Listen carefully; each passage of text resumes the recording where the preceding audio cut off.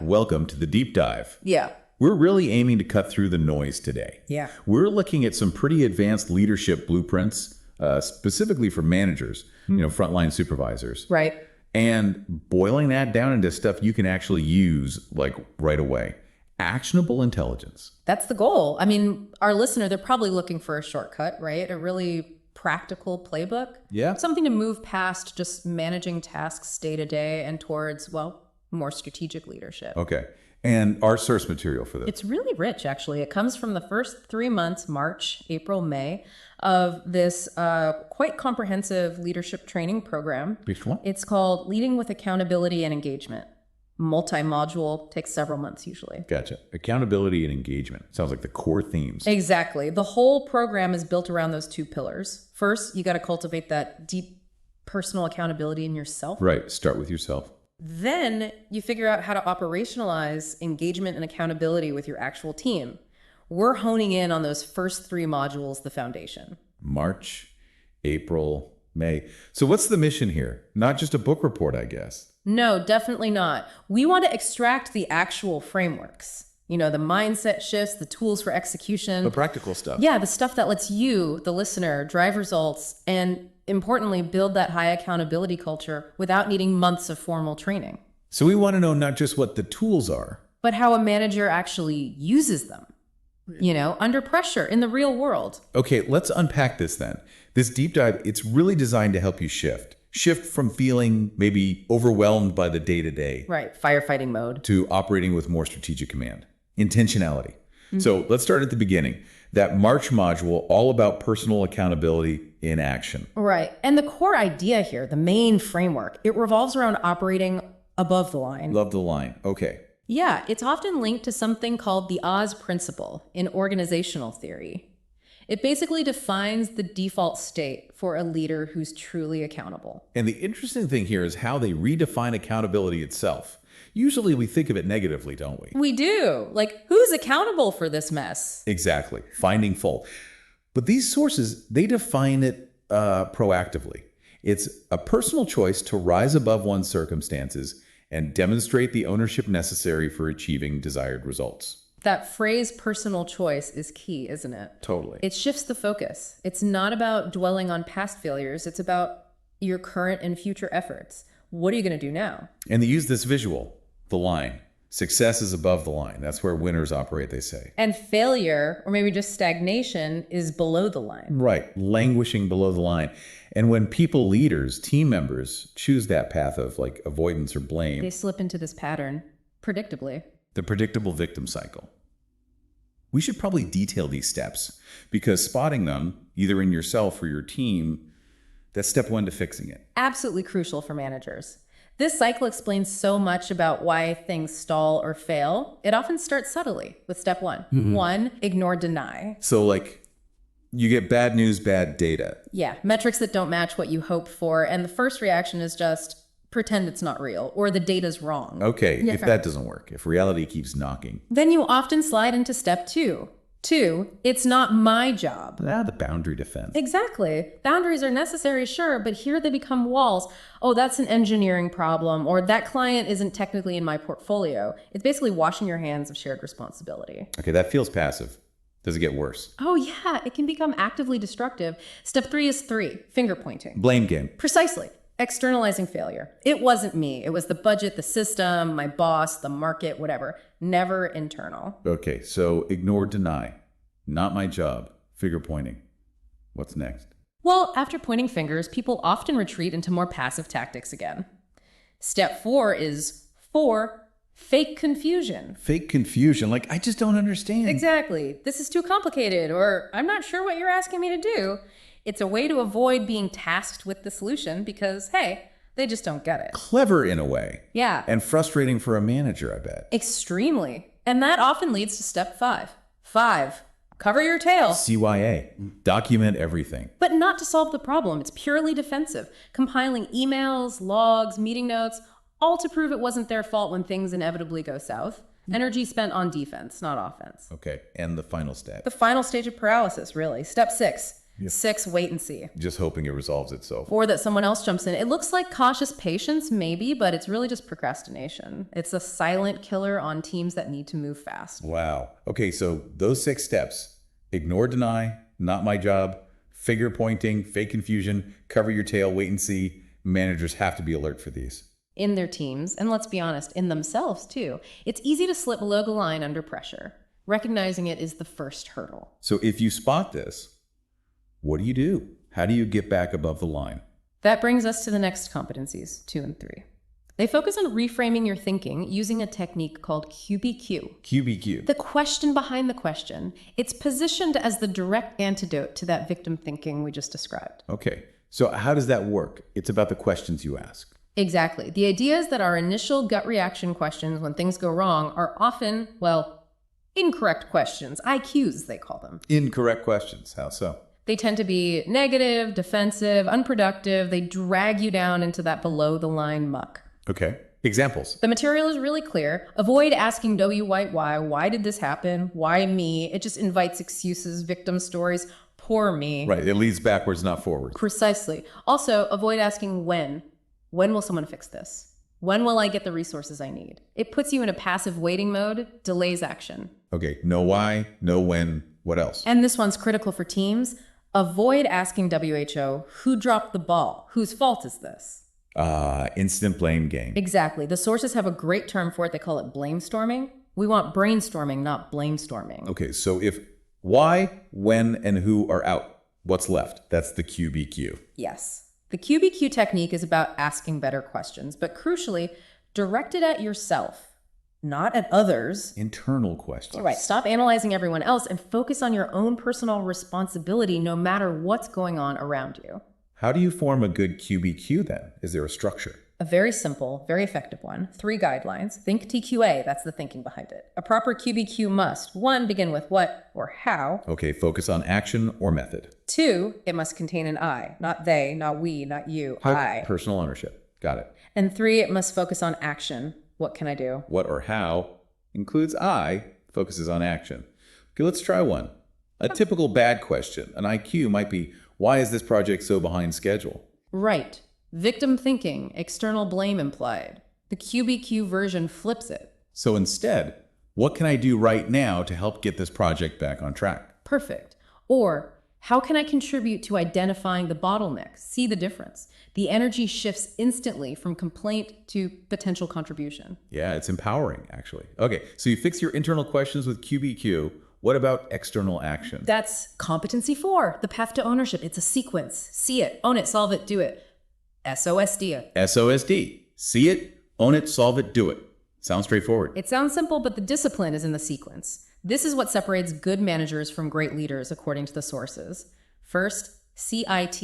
Just acknowledge reality. Fully acknowledge it. The unvarnished truth. The problems, the barriers, the team's weaknesses, your own mistakes. No sugarcoating, no denial. This takes courage, especially asking for and hearing honest feedback. Okay, see the reality, however ugly. Then you own NAT. You accept responsibility for that reality. Not just the parts you directly caused, but the whole situation you're in. Crucially, this means including yourself as part of the context. If a problem exists on your team, you own part of it, even if you just allowed it to continue. That's tough, taking ownership even if it wasn't your fault in the traditional sense. That's the above-the-line choice. Once you truly own it, then you can move to SOLVEIT. Find solutions. Creative solutions. Change the reality you just owned. This requires what the material calls solve it skills, staying engaged, persisting when it's hard, thinking differently, connecting ideas, taking initiative, staying conscious of the goal. Not just obvious fixes, real problem solving. Right. And the final step, logically, is DOIT. Take action. Implement this solution. Exactly. Turn the plan into results. This means accepting risk, taking that step, making the change happen, and you have to follow the sequence. If you don't truly see it, you can't fully own it. If you don't own it, your solid attempts will be shallow. The whole chain depends on each link. See it, own it, solve it, do it. Yeah. This seems to naturally lead to thinking about where you focus your energy. Right? Precisely. That's competency 5. Focus on the circle of control. Circle of control. Yeah. Like Covey's circles. Similar concept, yeah. It's about avoiding wasted energy. Stress and burnout often come from focusing on things you can't actually change. The sources define 3 zones. Okay, what are they? First is IGH control. These are things you can directly impact or do something about yourself. Your actions, your decisions, your coaching, the processes you oversee directly. This is where most of your energy should go. Makes sense. Yeah. Focus where you have leverage. What's the next zone? Low W control. Situations where you can't dictate the outcome, but you can influence it or choose your response. An accountable leader chooses to be proactive here using QBQ rather than just reactive. Example. Like maybe you can't stop a corporate budget cut, but you can control how you allocate the remaining funds strategically and how you communicate that decision to your team. Yeah. Proactive versus victim. Right, and the third zone? The danger zone. No control. This is where the victim cycle lives. Complaining about the economy, corporate politics, historical decisions made years ago. Things you genuinely cannot change. So what's the advice there? Accept it and let it go. Wasting energy here is draining and unproductive. Focus back on your high control and low control areas. And this idea of control, it connects a purpose. Definitely. Finding that overlap between your personal values and the organization's mission, vision, and values, the MVV. When you focus your control energy on actions aligned with that shared purpose, your impact is magnified. Okay, so that covers the mindset shift. Above the line, QBQ, SOSD, circle of control. Now, how do you translate this into actually getting things done strategically? That's competency 6, planning, prioritizing, and executing, like a boss, moving from mindset to mechanics. Like a boss. I like it. Where does this start? With efficiency, understanding the 80-20 Pareto principle, you have to accept that roughly 20% of your efforts or your team's efforts will likely generate 80% of the actual results. So the key is identifying that vital 20%. And ruthlessly focusing on it, doubling down there rather than spreading effort thinly across everything. How do you find the time to even figure out what that 20% is? You make the time. The sources are adamant. Managers need to carve out at least 10% of their time each week non-negotiable for strategic thinking and deep work. 10%. So like half a day a week. Minimum. That's your time to work on the business, not just in it. Time for QBQs, SOSD analysis, planning. It has to be protected. Okay, protect the thinking time. What about prioritizing within the day-to-day? Laser focus on the #1 priority first. Start your day tackling the single most important task, the one with the biggest impact, even if it's the hardest one. Not the easy stuff first. No, that's a trap. Checking off easy items feels productive, but it's often just busy work that lets you avoid the critical, difficult tasks. Tackle the big rock first. And for making sure things actually get done by the team. Accountability and execution. Use a simple shared language, the WWDWBW action plan. WWDWBW. Catchy. What does it stand for? Who will do what by when? Every meeting, every delegation should end with a clear WWDWBW. If you leave without that clarity, you haven't actually secured commitment. It removes ambiguity. That's simple but powerful. WHO does what by when. Okay. Any tools for structuring bigger goals or projects? Yeah, they mentioned the GIST planning framework. It's a way to break down big ambitions. Goal, the high-level objective, ideas, potential ways to achieve it, step projects, structuring those ideas into manageable phases, and tasks, the specific daily or weekly actions. Goal, ideas, step projects, tasks. Okay, that makes it like a funnel. Exactly. And within that, especially when evaluating the ideas, they suggest using ICE scoring. Impact, how big is the potential payoff? Confidence, how sure are we that we can pull this off? And ease, how easy is it to implement? You score each idea on those 3 factors. Impact, confidence, ease. So you're looking for high impact, high confidence, reasonable ease. That's the sweet spot. It helps you prioritize which ideas or step projects to invest energy in, making sure it's not just about chasing the shiniest object. Okay, that's a lot on planning and execution. Yep. Anything else in this first mindset module? Just one more. Competency 8, which circles back to the bigger picture. Staying connected with the overarching purpose. The why behind it all. Right. They use the triple P iceberg analogy. Triple P iceberg. Yeah. Purpose, the organization's core MVV, is the huge mass of ice below the waterline. If that purpose is strong and clear, it guides everything else. It clarifies your priorities, which are closer to the surface. And when priorities are clear, that accelerates your productivity at the visible tip of the iceberg. Focus drives, priorities drives productivity. So especially when things get tough, you need to reconnect with that purpose. Exactly. Reference the MVV. Live it out daily. That's the anchor that keeps you above the line. That wraps up the core mindset stuff from March. Okay. So March was all about the internal work, right? Getting your own head straight, operating above the line. Now, April is where it gets really interesting, I think. Yeah, how so? Because now you have to take that personal standard and actually apply it systemically Yeah. with your team. The April module is all about level setting clear expectations. Makes sense. You can't hold others accountable if the standards aren't crystal clear. And it starts with the fundamentals. Competency 1, understanding and analyzing every team member. Knowing who you've got. And critically asking, are the right people in the right place? This isn't a one-time thing. It's continuous evaluation. Against skills, yes, but also against the core values. They make a distinction here, don't they? Between the right person and the right seat. A crucial distinction for managers. A right person is someone who genuinely shares the organization's core values. They fit the culture. Okay, values alignment. Yep. And right seat. Right seat means they have the skills, the ability, the passion, what they call unique ability sometimes to excel in that specific role they're in. So ideally, you want right person, right seat for everyone. That's the goal, but misalignment happens and the manager needs to diagnose it. What kinds of misalignment? Well, you might have the right person, wrong seat. Good culture fit, shares the values, but maybe the role's too big for them yet, or they've actually outgrown it, or maybe they were just put there conveniently by someone else. What do you do then? That's coachable, usually, or movable. You invest in them, maybe you find a better fitting seat because they're fundamentally aligned with the why of the organization. Okay, that one's solvable. Yeah. What's the tougher one? The really toxic one, the one managers often dread tackling, is the wrong person, right seat. The high performer who's a jerk. Essentially, yeah. They hit the numbers, they look fantastic on spreadsheets, super productive, but they trample all over the core values. They don't collaborate, they undermine others, they create a toxic environment. Why is that so dangerous? I mean, they're getting results, right? The sources are emphatic here. This person is, and I quote, killing your organization in the long run. Killing it. Because they demonstrate that success can be achieved without integrity, without teamwork, without respecting the shared values. It demoralizes the right people, breeds resentment, and ultimately corrodes the culture you're trying to build. Their individual results come at the cost of the team's health. Wow. Okay, that's a strong warning. So how do you assess this objectively? Avoid just gut feel. They recommend a tool, the People Analyzer. Yeah. It's basically a simple grid. You evaluate team members against key criteria: knowledge, skills, attitude, and critically, each specific core value of the organization. Like serve our people customers, win together and have fun, those kinds of things. Exactly. Plotting people on that helps you see clearly who's a right person and who isn't, regardless of their performance metrics. Yeah. You can't coach accountability effectively if you haven't decided if the person even belongs on the bus, culturally speaking. Okay, so first, get the right people on the bus, in the right seats. Then what? People still slip up, right? Even the right people can fall below the line sometimes. Absolutely. Which leads to competency 2.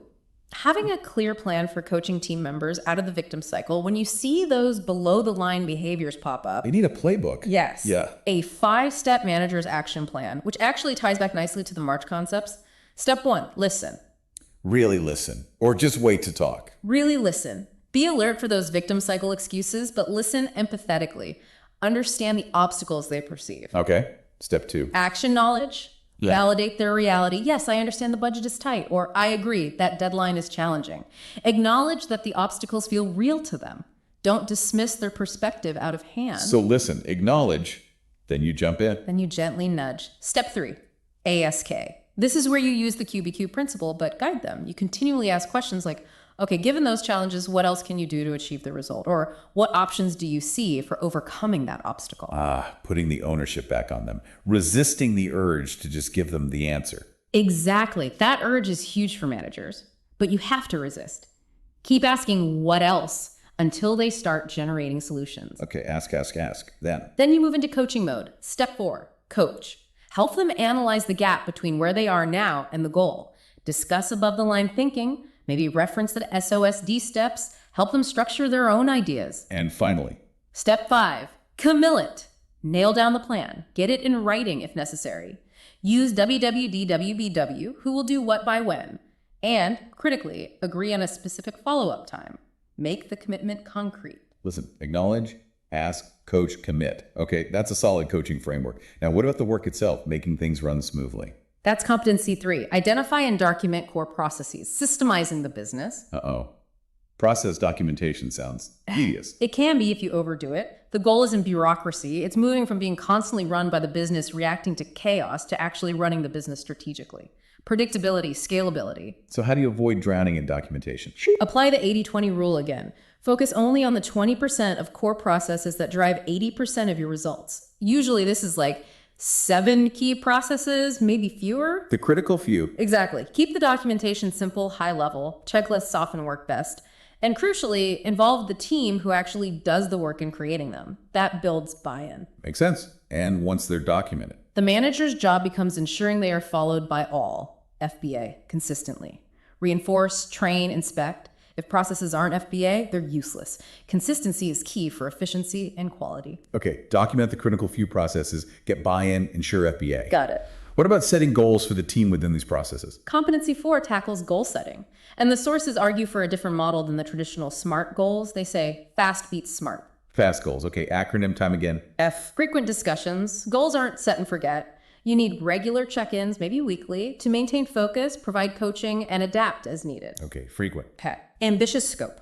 Goals should stretch the team, encourage learning, aim higher than just incremental improvements. Push for breakthroughs, specific milestones. You still need clarity.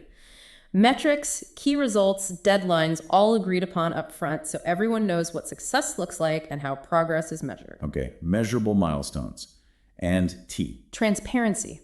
Goals should be public within the team, maybe even the organization. This fosters accountability, alignment, and reinforces a key principle they mention. We operate at the speed of trust. Transparency builds trust. Frequent, ambitious, specific, transparent, fast goals. I like the emphasis on frequency and ambition. Okay, so we have processes, we have fast goals. Yeah. How do managers actually assign work or roles clearly? Delegation seems to be a common pain point. Huge pain point, which is why Competency 5 provides a very practical tool. The 4Cs framework for setting expectations. This should be like a mental checklist for every delegation conversation. The 4 Cs. Okay, C number 1. Context. Why does this task matter? How does it connect to the bigger picture? The team goals, the MVV. Give them the background. If people don't get the why, they won't own the how. Okay, start with why. C2. Clarity. What exactly is expected? DWBW needs to be crystal clear here. How will success be measured? Precisely. Define the desired outcome. Leave no room for ambiguity. Context, clarity. C3. Conditions. What are the rules of the game? What resources are available? What are the constraints, budget, timeline, interdependencies? What level of autonomy do they have? When are the check-in points? Define the boundaries and support system. Makes sense? Set the playing field. And the final C. Commitment. This is the handover. You need to explicitly ask. Do you fully understand the context, clarity, and conditions? Do you have any questions or ideas to make this better? Are you ready to take ownership? You need to hear that. Yes. Secure the buy-in. Context, clarity, conditions, commitment. That feels comprehensive. If managers actually did that every time. Things would likely run a lot smoother, wouldn't they? Fewer dropped balls, less frustration. Definitely. Now, you mentioned fast goals are ambitious. How do you keep focus on the big stuff over time? Like over a quarter? That's Competency 6, creating a 90-day world with aligned priorities. 90-day world. Why 90 days? The sources argue that human focus naturally wanes beyond about 90 days. A year is too long for intense strategic focus. A quarter is manageable. You plan and execute in 90-day sprints. Okay, quarterly focus. How do you prioritize within that quarter? Using the rocks, pebbles, sand analogy, you have to identify your RCKS first. Rocks being the big important things. Exactly. The 3 through 5 most critical objectives for the team that quarter. The major projects or initiatives that directly support the longer-term goals. If you achieve nothing else, you must move these rocks forward. So how do you identify and manage these rocks? It's a disciplined process. First, brainstorm all the potential things the team could do, then rigorously debate and narrow it down to 5 rocks or fewer. Any more just dilutes focus. With tide max. Okay. Then, for each rock, define clear, measurable objectives and specific due dates within the 90 days. And this is key. Assign a single sole owner for each rock. One person ultimately accountable. One owner per rock. No committees. No committees for ownership. And finally, step 5, make the rocks list public. Share it widely. Transparency again. Everyone knows the priorities. Everyone knows who owns what. That creates serious accountability, doesn't it? If Yeah. your name is next to a rock. You feel the ownership. And it makes follow-up much easier, which leads to the last competency in this section, competency 8, holding your team accountable with the 3Ds. The 3Ds for follow-up. Okay, what are they? This framework builds on a core idea. When progress is measured, progress improves. When it's measured and reported, improvement accelerates. Yeah. Measurement and reporting are key. Makes sense. So D number 1. Define the desired result. Be absolutely clear about the outcome you expect. Talk results, not just activity. Busy doesn't equal progress. Define the result. D2. Determine an agreed upon time for a progress report. And crucially, the responsibility for delivering that report lies with the team member, not the manager chasing them.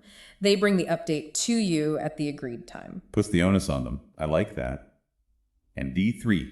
Deliver praise or coaching based on that report. Acknowledge progress, or if they're stuck, go back to coaching, maybe using that 5-step victim cycle framework or QBQ. And the key challenge for the manager here is? Resist solving the problem for them. Key in asking, what else can you do? What's your plan now? What QBQ are you asking yourself? Maintain their ownership throughout the 3Ds cycle. So we've covered the personal mindset in March, setting clear structures and expectations in April. But accountability isn't a one-off event, is it? No, it needs constant tending. Follow-up, communication. Exactly. The May module dives into that. Following up with open communication, this is about the ongoing coaching, the difficult conversations, the courage required when things don't go according to plan. Where do we start? Competency 1 offers a great coaching tool, the OSKAR framework. OSKAR. Another acronym. Okay, what's this one for? This is specifically for coaching conversations, aiming for a big shift, moving the manager from primarily telling the employee what to do to primarily asking powerful questions that guide the employee to their own solutions. It's very solution focused. Okay, break down OSKAR for us. Outcome. Start by asking, what's the ideal outcome you're looking for here? Or what would success look like in this situation? Get them focused on a positive future state, not stuck in the problem. Outcome. Got it. S. Scaling. This makes things concrete. On a scale of 1 to 10, where are you right now with this challenge? What would a 10 look like? What small step could move you from, say, a 4 to a 5? Quantifying it. Breaks down overwhelm. Okay. Know-how. Tap into their existing resources and identify gaps. What are you already doing well that's helping? What skills or knowledge do you already possess that apply here? What's the one thing you lack that would make the biggest difference? Focus on capability. Know-how. Building on strengths. Affirm and action. Acknowledge their strengths and the steps they've identified. Then lock down the commitment. So, what specific actions will you take? By when? How will you track progress? It's like WWW again, but emerging from their thinking. Right, solidifying the plan. And finally, R. Review. Schedule the follow-up. In that review, ask, what have you achieved since we last spoke? What worked well? What did you learn? What needs adjustment? It creates a continuous improvement loop driven by them. Outcome, scaling, know-how, affirm and action, review, OSKAR. That seems like a really structured way to empower someone to solve their own problems. Definitely feels more like coaching than just directing. Which ties into the next competency, doesn't it? Delegation. Yes, competency 2. Empowering your team by delegating the right way. This often gets treated tactically, get stuff off my plate, but the sources frame it as intentional development. So not just dumping tasks. No, managers need to challenge their own excuses for not delegating effectively. You hear them all the time. Oh yeah, it's faster if I just do it myself. Or they won't do it as well as I can. Or even, honestly, I kind of enjoy doing this task. An accountable leader sees those as weaknesses, not valid reasons. True delegation is about building capability in your team. How do you do that intentionally? By consciously thinking about development. They reference models like situational leadership. You need to assess where your team member is, skills, confidence, and delegate tasks that stretch them appropriately, providing the right level of support to move them towards greater autonomy, moving them from needing directing towards being ready for delegating.